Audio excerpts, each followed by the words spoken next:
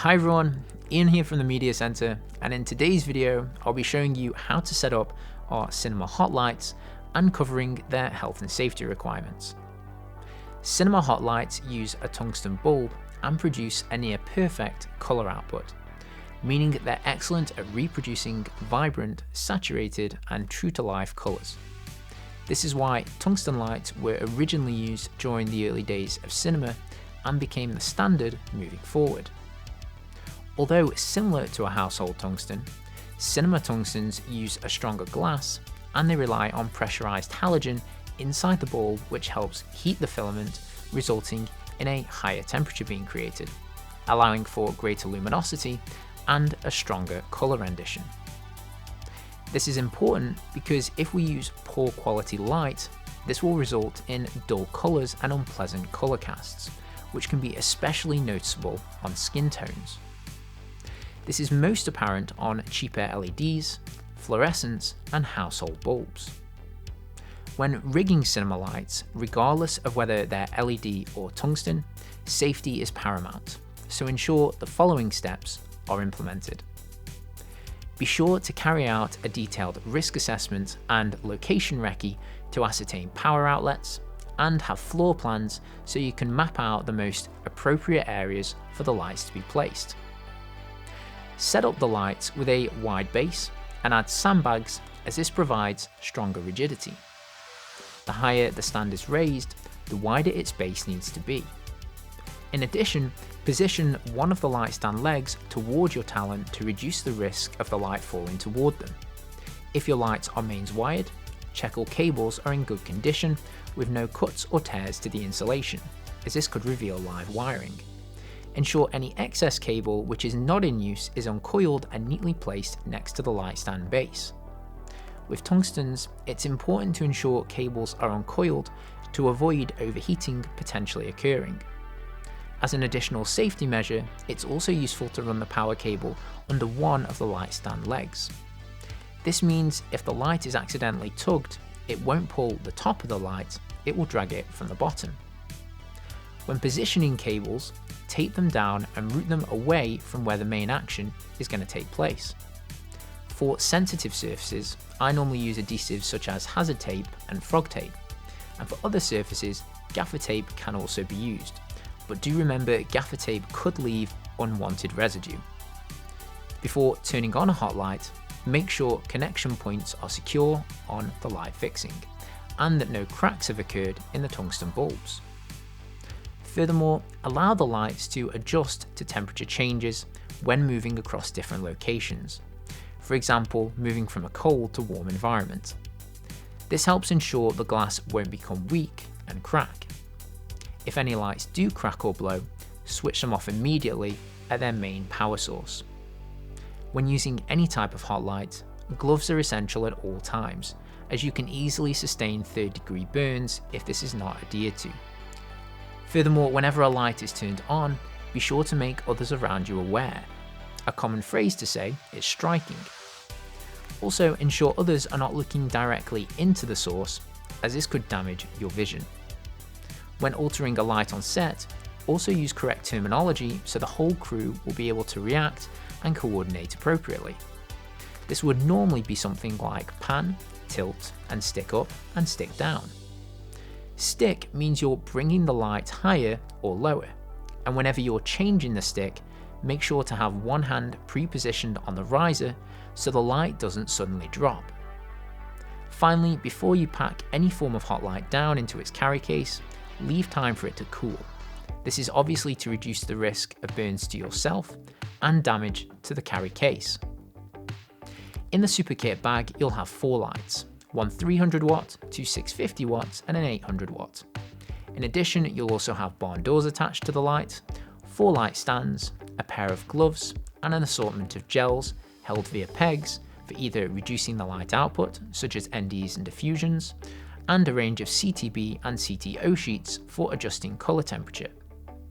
To begin with, lengthen the central column to your chosen height and attach the light via its mounting point, checking that it's fully connected and locked into position. At the front of each light lies their barn door, and these are used for shaping light and narrowing or widening the field of view by adjusting the individual panes, like so. They attach via an inner diameter ring which slots into 3 metal holders positioned at the front of the light. To hold them in place, a spring-loaded clip is provided, and once in position they can rotate 360 degrees and are the mounting point for gels, NDs and diffusion sheets. When attaching anything of this nature, always make sure they're fireproof and designed specifically for cinema lights. But rest assured, this is the case for all the gels we provide.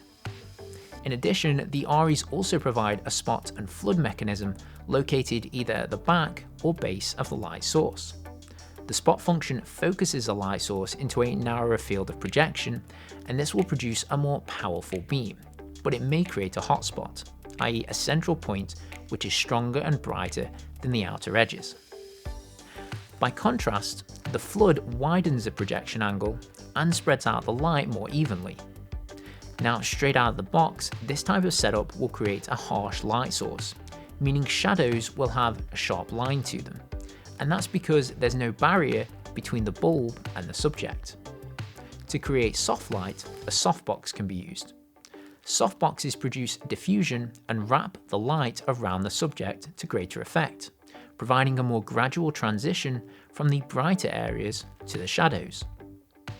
The bigger the light and softbox are, and closer the light is to the subject, the softer the light distribution and wrap will be. By wrap, we mean how defined is the shadow on the talent and the area behind them. The silver reflective material within the softbox also allows a more even distribution of the light, and this helps to further reduce the hotspots. To rig a softbox, place the metal rods into their dedicated fabric holders and attach each rod to the mounting ring. You'll need to bend the rods a little, which will create tension, but don't worry, they're designed to do this. Once the initial structure has been formed, Velcro the diffusion sheets to the front of the softbox and attach the mounting ring in the same way you would the barn doors. Do note you can't attach both the barn doors and softbox at the same time, it's one or the other. Finally, attach the additional piece of fabric to the rear of the softbox, as this helps minimize light leakage. As you can see, the difference between using and not using a softbox is quite apparent. We can either create soft light or harsh light. Now, when creating any type of light setup, color temperature is paramount. The primary rule of good lighting is that all light sources should be motivated, and in the first instance should aim to replicate a sense of reality. Although color temperatures can be mixed, and this is often the case to present a certain style or mood, there should always be a primary temperature. Every light source, and by light source I mean anything which emits light, so a bulb or the sun, has a color temperature. The color temperature is measured on the Kelvin scale. And to get the correct Kelvin value, you need to perform a white balance in camera, which will match the camera's Kelvin value to the environment's Kelvin value. This allows the camera to reproduce an accurate representation of white and neutral grey, and this is why it's called a white or grey balance. If these tones are accurately set, then all additional colours will also appear correct. Now, different environments and light sources will vary dramatically in terms of their Kelvin range. Our tungsten lights are fixed at 3200. However, if we were shooting outside, this wouldn't match the midday sun's color temperature of 5600. Now, with bicolor LEDs, such as the Filoni panels, we can adjust the color temperature with a built-in dial. But with hot lights, there's no option for this. So instead, we need to use gels to alter the Kelvin range of the light, and these are known as CTB and CTO. CTB stands for color temperature blue, and these adjust a warmer value to a cooler value. CTO stands for color temperature orange, and these do the opposite. They make a light source warmer. Remember, 1800 on the Kelvin scale produces a very warm orange hue, and moving up to 10,000 creates a very cool blue hue. If the 3200 Kelvin light moves closer to 10,000, it will become cooler, and if it moves closer to 1800, it will become warmer. Now, when attaching gels, wear gloves and ensure the light is turned off to protect your eyes from the direct beam. Don't let the gels get too close and/or touch the glass, as this could burn them. These sheets come in different strengths, and the greater the intensity, the more it will alter the colour temperature. In our super kit, we have 3 different strengths: a quarter, half, and full. These adjust the Kelvin range in the following ways. A 3200 tungsten light with a quarter CTB, so colour temperature blue attached, creates approximately a 3600 Kelvin range. Remember, this is because a CTB gel is making the light source cooler, and 3600 is cooler than 3200 as it's closer to 10,000. Following this, a half CTB turns the 3200 Kelvin into a 4200 Kelvin source, and a full CTB makes it around 5600. So each time we're adding a greater gel intensity, it's making the light appear cooler. In contrast, if I were to attach a CTO, so colour temperature orange, to an already warm tungsten light, a quarter CTO would turn the 3200 Kelvin into a warmer 2600 Kelvin. A half would make it around 2300, and a full would turn it to about 2100 Kelvin. It's important to remember that when using CTO and CTB gels, you should always perform a camera white balance with the colour temperature you'll be recording in, i.e. perform a white balance after the lights have been adjusted and the gels have been attached. This means the camera will correctly reference white under the colour temperature you've set up. In addition to CTOs and CTBs, we also provide ND gels and diffusers in the super kit bag, and you can book out RGB gels separately. NDs reduce the light output without altering the colour temperature, just like NDs in a camera, and diffusion sheets perform the same action as a softbox, but to a lesser effect. Finally, RGB gels allow us to create more stylistic effects with theatrical colour when required. Of course, there's always exceptions to these rules regarding how you can use gels and how you can use colour temperatures. But when first getting to grips with lighting, it's best to become technically sound with the basics, which is what we've covered in this video. Finally, if a bulb blows, cracks, or begins to smoke, make sure to turn the light off as quickly as possible and allow it to cool down before attempting to remove anything. If you have a spare bulb available, this can be changed in the following way. On the 300 and 650 watt, the outer shell has a locking clasp on top. This needs to be pinched, pulled to the side and lifted up to reveal the bulb. Pulling the bulb out will reveal 2 metal prongs which hold the bulb in place, and this connects to the corresponding connection points. Simply place the new bulb into the same location and ensure it's sitting as vertically straight as possible. For the 800 watt light, you'll need to unscrew the front mesh grid to access the bulb. However, do be aware that we don't supply additional bulbs in the kit bags. So if a bulb does blow, please contact the media center as soon as possible and we'll get a replacement. As well as the super kit, you'll also have an additional smaller 300 watt dimmable lighting kit that should be used with all the same safety guidance as mentioned throughout this video. These have barn doors attached at the front and a spot flood mechanism and power button located at the back. The barn doors are attached via a locking screw, which, when tightened, clamps them to the light.